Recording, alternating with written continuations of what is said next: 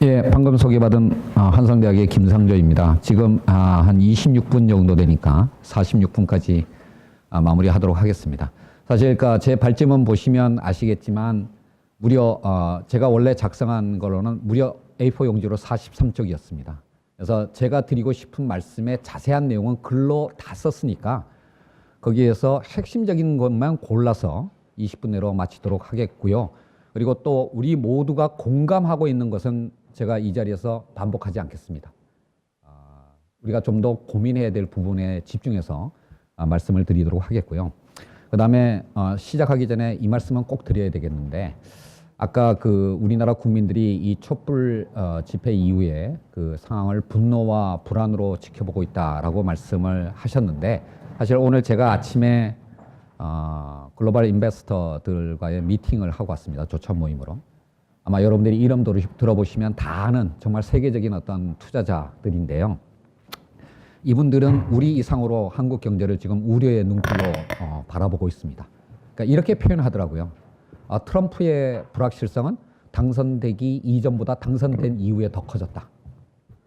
한국의 대통령도 마찬가지일 것 같다.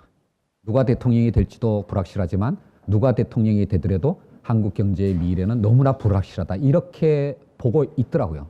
그래서 제가 그러니까 문답을 주고받으면서 느낀 것이 뭐냐면, 한국의 정치 상황이나 정치 후보자들에 대해서 외국인 투자자들이 너무나 잘못 이해하고 있는 부분들이 많다. 그것이 불필요한 어떤 오해를 강화시키고 있다라고 얘기를 했는데, 그래서 답을 제가 이렇게 했어요. 자세하게 얘기했지만 결론에 가가지고, 당신네들이 이번에 미국 대선을 치르면서 이른바 페이크 뉴스에 대해서 얼마나 그걸 믿고 투표를 했느냐. 그렇지만 거기에 현역되는 국민들도 있다는 것도 다 보지 않았느냐. 당신들이 미국의 언론이 만들어내는 페이크 뉴스를 의심하고 바라보는데 왜 한국의 신문에 나오는 정치 기사는 다 그게 진실이라고 생각하면서 바라보느냐. 당신들이 보는 한국의 언론의 정치 상황과 정치 지도자들에 대한 내용은 미국 이상으로 사실은 페이크 뉴스가 많다. 그 점을 감안해서 좀 봐줬으면 좋겠다라는 얘기를 했고요.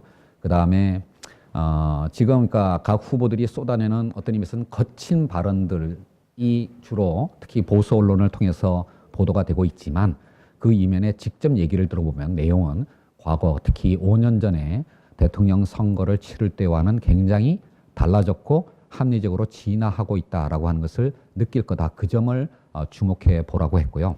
재벌 개혁과 관련해서는 5년 전에 비해서 두 가지가 달라졌다고 제가 강조를 했습니다. 첫 번째, 5년 전에는 모든 후보들이 법을 개정해서 특히 공정거래법과 같은 행정규제법을 개정해서 재벌을 개혁하겠다. 이 점을 가장 강조를 했는데, 지금은 뭐냐면 모든 후보들이 있는 법을 엄격하게 집행하는 것이 재벌 개혁에 오히려 더 중요한 과제다라는 것을 정확하게 알고 있다라고 이 점이 가장 달라진 점이다라고 얘기했습니다. 따라서 여러분들이 만약에 저한테 재벌 개혁을 위해서 가장 필요한 조치가 뭐냐라고 물어보신다면 저는 검찰 개혁이라고 대답을 하겠습니다.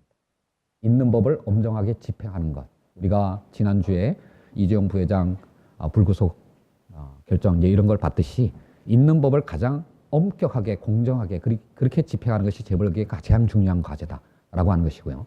두 번째는 새로운 법 제도를 도입한다라고 한다면 그 법은 과거와는 달리, 과거에는 공정거래법 등의 정부 기관이 집행하는 행정규제법을 강조를 했다면, 그런 법은 대통령이 누구냐, 공정거래위원장이 누구냐에 따라서 집행의 성과에 대한 예측 가능성이 전혀 없지만, 지금 오늘 제가 또 말씀드리겠지만 지금 국회에서 논의되는 법 개정 사안 중에서 가장 강조점이 주어져 있는 것은 상법 개정과 자본시장법 개정이다.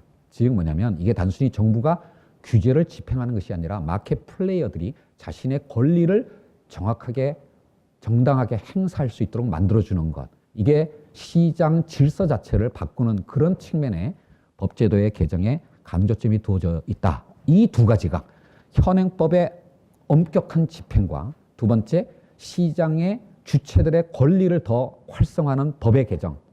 이 두 가지가 5년 전과는 달라진 점이고, 이 점은 모든 대선 후보들이 다 강조하고 있다. 이게 달라진 부분이다라고 하는 걸 강조하고 왔습니다. 오늘 제가 드리고자 하는 말씀의 요점도 바로 요겁니다.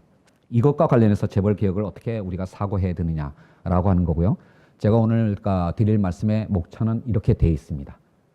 서론으로 들어가서 촛불 민심의 의미에 대해서는 생략하겠습니다. 그렇지만 제가 오히려 주의해야 될 사항에 대해서 더 강조했었습니다. 첫 번째, 촛불 민심에서 나타난 이게 나라냐라는 표현으로 집약된 공정사회에 대한 열명은 여러분들 착각하지 마십시오. 이건 진보 보수의 이념적 과제가 아니고요. 그리고 오늘날의 상황을 만든 것은 진보 진영의 승리가 아니며 더더군다나 야당의 승리는 아닙니다. 이 상황에서 생경한 슬로건과 수단을 전면화함으로써 모처럼 만에 통합된 국민을 다시 분열시킨다면 이거야말로 촛불 민심을 배반하는 대단히 잘못된 결정이다라고 저는 생각합니다. 국민을 일관되게 통합시킬 수 있는 그런 방향으로 재벌개혁을 끌고 나가야 된다. 한순간에 이루어질 수 있는 과제가 아니다라는 얘기를 선명성 함정에 빠지지 말라라고 하는 것을 가장 첫 번째로 그리고 가장 중요하게 강조하겠습니다. 두 번째, 지금 광장의 기대는 너무나 고양되어 있습니다. 87년 이상으로. 하지만 87년과는 다른 것은 뭐냐면 지금 한국 경제의 상황은 거의 최악입니다. 97년에 비견될 정도로. 이렇게 기대와 환경이 괴리되어 있는 상황 속에서 재벌개혁을 어떻게 일관되게 끌고 갈 것이냐. 이거에 대한 정치권의 고민이 주어져야 됩니다. 이런 상황 속에서 환경을 무시하고 마치 혁명을 치르듯이 경제개혁을 해나가겠다라고 하는 것은 그야말로 그 스스로 자멸하는 길이라고 저는 생각을 합니다. 세 번째, 이 점이 그러니까 정책을 개발할 때 가장 중요한 부분이라고 생각하는데요. 재벌개혁의 목표는 여러 가지가 있습니다. 근데 그 목표를 하나하나를 달성하는 수단은 하나가 아닙니다. 경제정책을 구성하는 규율체계가 여러 개가 있고요. 정말 성공한 정부가 되기 위해서는 가장 주의된 건 뭐냐면 이런 여러 규율체계들의 전체 합리성을 어떻게 높일 건가라고 하는 겁니다. 하나하나의 목표에 하나하나의 수단에 선명성 함정에 빠져서 마치 이거를 하지 않으면 개혁의 후퇴인 것처럼 그런 식으로 분위기를 몰고 가는 것이야말로 재벌개혁을 실패로 이끄는 가장 중요한 요인이 될 겁니다. 그 선명성 함정이 가장 집약된 게 바로 공정거래법 개정 이슈입니다. 그런 부분에 관해서 주의를 하셔야 될 거고요. 오늘 제 말씀은 영역별로 예컨대 경제력 집중은 어떻게 억제하고 지배구조 개선은 어떻게 하고 불공정 거래는 어떻게 규정하고 이렇게 영역별로 나열하지 않았습니다. 이렇게 하다 보면 우선순위에 구분이 없이 쭉 그냥 나열돼 버리고 그럼 이 모든 걸 어떻게 하겠다는 얘기냐 이런 식의 의구심을 불러일으킬 수가 있습니다. 5년 전에 선거를 치를 때 공약 하나하나만 본다면 박근혜 후보에 비해서 문재인 후보나 안철수 후보의 공약이 훨씬 더 잘 만들어졌습니다. 그럼에도 불구하고 선거는 졌습니다. 그 이유가 뭐겠습니까? 국민들이 유권자들이 보는 것은 하나하나의 정책의 선명성이 아닙니다.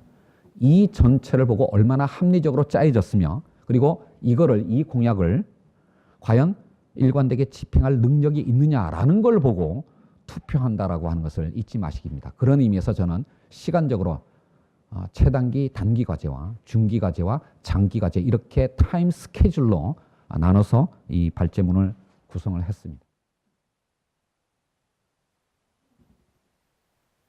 그 앞에 있는 얘기는 간단히 생각했습니다. 재벌의 최근 현황. 30대 재벌로 묶어서 우리가 흔히 재벌 개혁의 대상을 설정하고 있습니다만은 최근에 한국 재벌은 4대 재벌 내지는 범 4대 재벌로 집약되고 있습니다. 이제 한국은 30대 재벌의 공화국이 아니라 4대 가문의 공화국입니다. 포커싱을 할 필요가 있습니다. 예를 들면 지금 삼성그룹하고 30이 60이 하는 그룹하고는 같은 재벌이 아닙니다. 이거를 같은 규제 대상, 개혁 대상으로 설정하는 것 자체가 넌센스일 수 있다라고 하는 걸 잊지 마시기 바랍니다. 그러면 그 범 4대 재벌 이외에 하위 재벌들은 어떠냐? 우리가 다 아는 것처럼 그 조선, 해운, 철강, 석유화학 이 4대 구조 불황산업 여기다가 건설까지 포함하면 5개 구조 불황산업 중에 어느 하나에 주력 계열사가 들어가 있는 그룹들은 전부 다 부실이거나 잠재 부실 상태입니다. 그 상황을 잊지 마시기 바랍니다. 이 전부를 하나의 수단으로 규율할 수 없다라고 하는 것을 기억하셔야 되고요. 마지막으로 우리가 부딪히는 재벌개혁의 가장 어려운 점이 뭐냐면 재벌은 그러니까 기업 집단인데 이 기업 집단을 개혁하는 수단하고 그것을 지배하는 총수 일가를 개혁하는 문제하고는 굉장히 다른 과제일 수 있다라고 하는 거고요. 지금 부딪히는 가장 큰 어려운 문제는 뭐냐면 재벌 그룹들은 비즈니스의 위기에 직면해 있는데 그 상황에서 리더십을 발휘해야 될 총수들, 즉 3세들은 이미 기업가 정신을 잃어버렸다라고 하는 겁니다. 한국 재벌의 가장 중요한 문제, 비즈니스의 위기와 거버넌스의 위기가 동시에 닥치고 있다.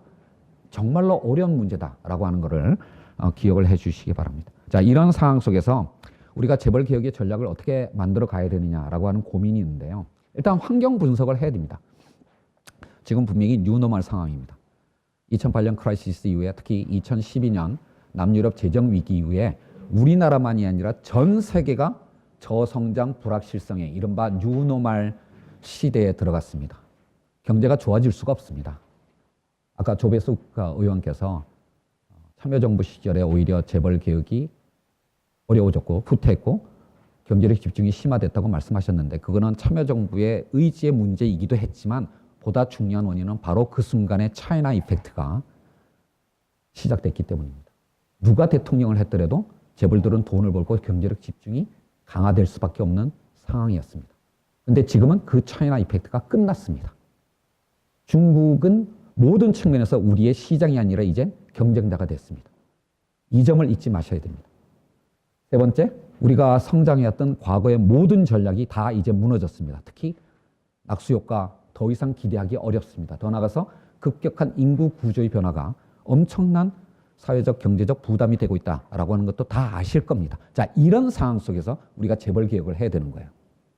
세계 경제 질서 전체도 그렇고 동아시아의 분업 구조도 그렇고 우리 내부의 성장 전략도 모두가 다 네거티브한 방향으로 바뀌었다라는 거고요. 여기서 더 중요한 거는 뭐냐면 세 번째 문제는 우리가 나름대로 정책적으로 어떻게 좀 접근을 해보겠는데 앞에 있는 두 가지 전 세계의 경제 질서와 특히 트럼프 이후의 세계 질서와 그다음에 두 번째 이 중국의 위협이라고 하는 건 우리에겐 외생 변수다라고 하는 겁니다. 우리가 컨트롤할 수가 없어요. 미국과 중국이 어떤 전략을 택하느냐에 따라서 오늘 우리의 선택이 내일은 최악이 될 수가 있습니다. 사드 문제가 지금 바로 그 가장 대표적인 예입니다. 경제를 바꾸기 위해서는 개혁하기 위해서는 재벌 개혁하기 위해서는 10년, 20년의 일관된 노력이 필요합니다. 한순간에 이루어지는 혁명의 과제가 아닙니다. 그런데 이런 어떤 지금 우리가 부딪히고 있는 이 대외 환경은 우리의 선택의 일관성을 보장해 주지 못한다라고 하는 걸 기억하셔야 됩니다. 더 나아가서 우리는 지금 정말로 한 나라가 두 개의 국민, 두 개의 국가로 쪼개져 있습니다. 지금은 모든 국민이 통합되어 있는 것처럼 보이지만 이제 대선 국면으로 들어가는 순간 어떤 의미에서는 바로 6개월 전에 52대 48의 사회로 다시 돌아갈 겁니다. 이렇게 국민이 굉장히 분열될 수 있는 진영 논리에 빠져 있는 이 상황 속에서 경제 환경은 거의 최악이다 라고 하는 걸 염두에 두면서 재벌 개혁 방향을 짜야 된다라는 겁니다. 자, 그러면 재벌 개혁을 어떻게 해야 되느냐 이 점에서 여러분들은 그러니까 공정거래법 많이 생각하실 겁니다. 거기에 3장에 나열되어 있는 이미 이제 지금은 폐지됐습니다만은 출자 총액 제한 제도라든지 또는 뭐 상호 출자 금지, 순환 출자 금지, 뭐 그다음에 금융보험사 의결권 제한 등등으로 이제는 우리나라 국민들한테 설명하지 않아도 저게 무슨 의미인지 알아들을 수 있는 그런 내용으로 주로 재벌 개혁을 생각을 해왔습니다. 이런 행정규제법에 의한 재벌 개혁의 효과는 이제 거의 한계에 다다랐습니다. 이 조항들을 더 강화한다고 해서 재벌 개혁이 이루어지는 거 아닙니다. 왜냐하면 예를 들면 출처문제 다시 부활한다고 합시다. 몇 대 재벌을 대상으로 하실 겁니까? 그게 객관적 기준은 없습니다. 순자산의 몇 퍼센트로 하실 겁니까? 25%로 하실 것입니까? 40%로 하십니까? 놀랍게도 지금 삼성그룹은 순자산 대비 출자 총액의 비율이 10% 초반대입니다. 워낙 삼성전자가 돈을 많이 벌어서 순자산이 엄청나게 늘어났어요. 이런 상황 속에서 얼마 전에 뭐 국민성장 그 싱크탱크에서 10대 재벌을 대상으로 30% 기준으로 규제하고 했다고 했지만 삼성그룹의 경우에는 지금 출자 총액 비율이 10% 초반대입니다. 삼성에게는 전혀 바인딩하지 않아요.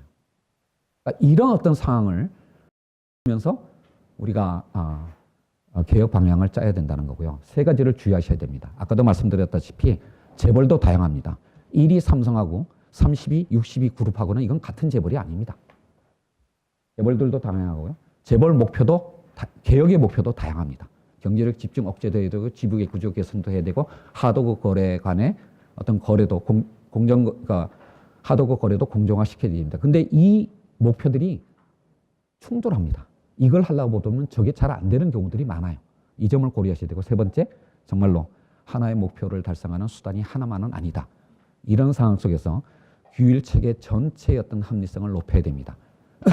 사정 규제할 것도 있고 사후 감독할 것도 있고 그다음에 강행 법규로 만들 것도 있고 활성화 룰을 통해서 만들어낼 것도 있고 세 번째로는 민사, 행정, 형사의 수단들이 다 있습니다. 이 모든 어떤 규율 수단을 전부 다 눈 앞에다 놓고 어떻게 조합할 거냐, 어떻게 폴리시 믹스할 거냐라고 하는 관점에서 접근해야 됩니다. 이번에도 이런 관점이 결여되면 죄송합니다만은 야당은 또 한 번 국민의 신뢰를 얻을 수 없을 겁니다. 너 좋은 얘기 하는 줄 알겠는데 그거 할 수 있겠어? 너처럼 그렇게 떠드는 선명성 함정에 빠져 있는 당에게는 권력을 맡길 수 없다라고 하는 그런 불안감이 바로 나올 겁니다. 이 점을 잊지 마시기 바랍니다.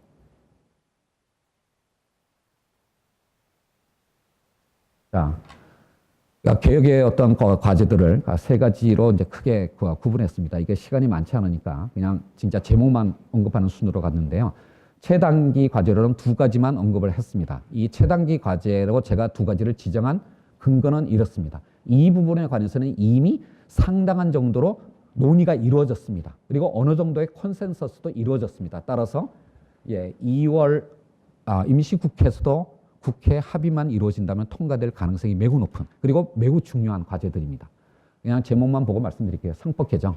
이제는 이거 새누리당 즉 친박당조차도 상법 개정을 해야 된다라고 얘기하고 있습니다. 이유는 이 내용들 대부분이 박근혜 후보의 공약이었기 때문입니다. 이걸 안 했기 때문에 박근혜 정부의 경제민주화가 실패됐다는 얘기가 이거 할 수 있습니다. 여기에 집중해야 되고요. 두 번째, 저는 최순실이 한국 경제의 발전에 가장 기여한 부분을 역설적으로 하라 그런다면 국민연금을 손댄 겁니다.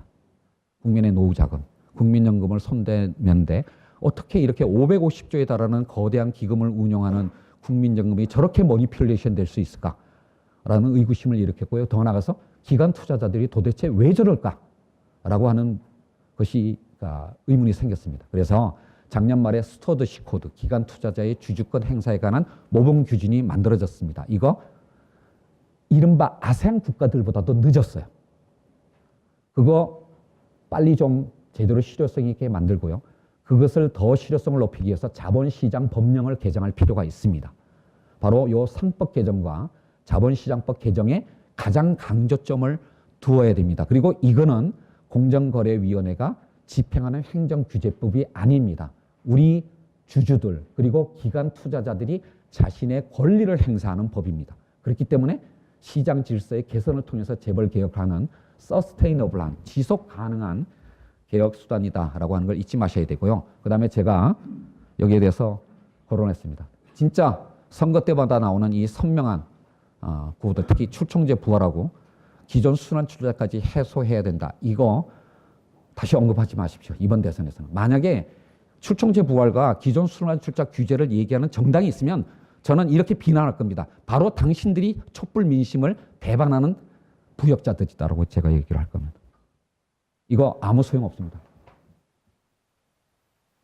그 다음에 중기과제요. 금산분리 규율체계. 그러니까 재벌개혁 얘기하면 많이 나오는 얘기가 이렇습니다. 은산분리, 은행을 어떻게 할 것이냐. 그 다음에 비은행권 어떻게 할 거냐 얘기 나오는데 이 부분에 대해서 많은 토론들이 이루어졌습니다. 다만 이 점만 지적하고 갈게요. 한 1년 정도 논의하면 아마 방향이 잡힐 것 같은데 이 점만 강조시죠. 우리가 갖고 있는 은산분리 규제나 비은행권의 금산분리 규제요. 여기 한자라도 고치면 개혁 후퇴한다고 생각하지 마십시오. 우리가 갖고 있는 금산분리 규제요. 비합리적인 요소가 너무 많아요, 사실은. 그리고 이거 글로벌 스탠다드에 맞지 않은 부분들도 많고요. 그리고 우리만큼이나 엄격한 금산분리 규제를 갖고 있다고 하는 미국도 우리처럼 하지 않습니다. 우리가 갖고 있는 금산분리 규제 이거 개선해야 된다라고 그 전제 위에서 이 논의를 다시 살펴보시기 바랍니다. 지주회사 규제요. 공정거래법 개정만이 유일한 방법이라고 생각하지 마십시오. 공정거래법이 20, 40으로 돼 있는 이 규제를 30, 50으로 올린다고 해서 얼마나 지주회사 제도가 실효성을 갖겠습니까? 사실 20, 40과 30, 50, 그 10%포인트 격차 안에 들어가 있는 자회사나 손자회사 몇 개 안 됩니다. 그거 바꿔 봐봐야 별 효과가 없어요.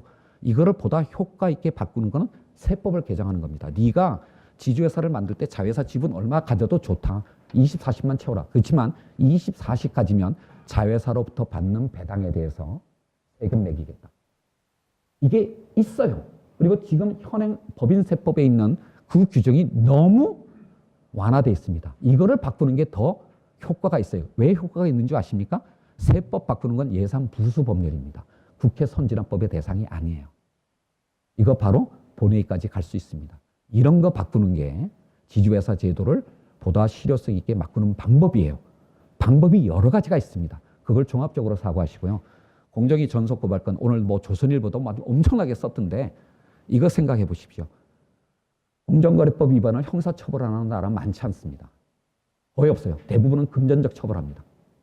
그리고 미국도 미국이 형사처벌하는 가장 대표적인 나라인데 미국도 담합 관련 사안에 대해서만 형사처벌합니다. 근데 우리나라 공정거래법에 보면 모든 조항의 위배에 뒤에 형사처벌이 다 붙어 있어요. 이 상태에서 전속고발권 폐지하면요. 기업 경영 못하고요. 검찰이 이거 감당하지도 못합니다. 공정위의 전속고발권 폐지하려면 뭐를 형사처벌할 것이냐라고 하는 걸 선별해내야 돼요. 그걸 선별하고 나머지 조항에 대해서는 과징금을 더욱더 엄격하게 한다라는 공정거래법의 집행체계에 대한 개선이 먼저 이루어지고 난 다음에 전속고발권 폐지해야 됩니다. 이 논의를 하지 않는 것이야말로 야당이 시장에 특히 이 시장의 오피니언 리더들의 신뢰를 받지 못하는 이유 중에 하나예요. 그 다음에 하도급 거래 공정화. 이거 내용 많으니까 그냥 생략하겠습니다. 마지막으로 장기과제요. 첫 번째, 출총제 아니 뭐 문어발식 확장하는 걸 그러면 방조하자는 얘기냐. 그렇지 않습니다. 대안이 있습니다. 의무공개 매수 제도라고 하는 게 있는데요. 우리나라도 한때 시행했던 제도입니다. 근데 이게 외환위기후에 폐지가 했어요. 이게 지금 우리가 갖고 있는 그 제도는 미국식 제도인데 지금의 글로벌 스탠다드는 유럽식입니다. 유럽식 저 의무공개 매수 제도 저게 글로벌 스탠다드인데 저거 도입하면 어떻게 되느냐면 네가 어떤 회사를 인수할 때 더 많은 지분을 가지라고 강제하는 거예요. 이거 공정거래법으로 강제하는 게 아니라 시장의 힘으로써 더 많이 지분을 보유하도록 이렇게 강제하는 효과가 있습니다. 저게 글로벌 스탠다드이고 저게 서스테이너블한 방식이에요. 저렇게 해야 됩니다. 그 다음에 최근에 노동자 경영 참여와 관련된 여러 가지 제안들이 나오고 있는데요. 좋습니다. 이거 우리 사회에 굉장히 중요한 사회적 이슈입니다. 하지만 저 노동자의 경영 참여 또는 노동자가 추천한 사회이사를 받아들이는 걸 상법으로 할 수 없습니다.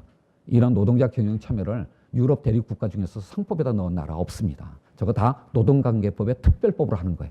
특별법으로 접근하시기 바랍니다. 그리고 저거를 하시려면 노동조합에 대한 국민적 신뢰성을 제고하는 전제 작업들이 있어야 됩니다. 그래서 장기과제입니다.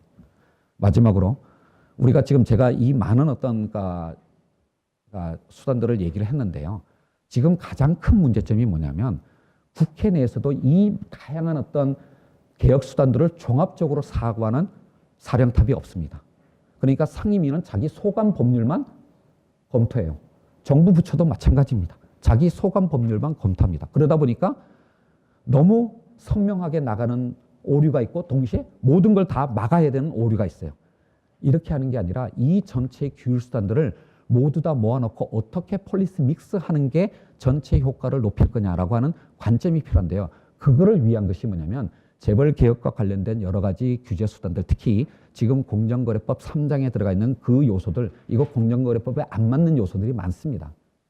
그걸 빼내고 그다음에 일반법인 상법으로 하기 어려운 요소들, 그런 것들을 좀 더 강화한 내용들을 대기업 집단법이라고 하는 특별법으로 만들어서 논의를 해볼 필요가 있습니다. 이거 역시 유럽 국가들이 접근하는 방식입니다.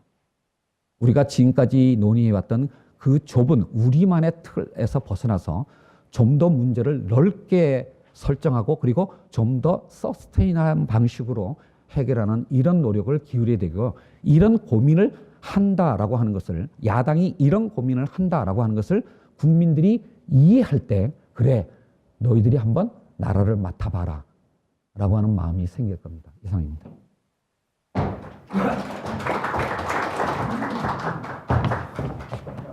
다 올라오시죠.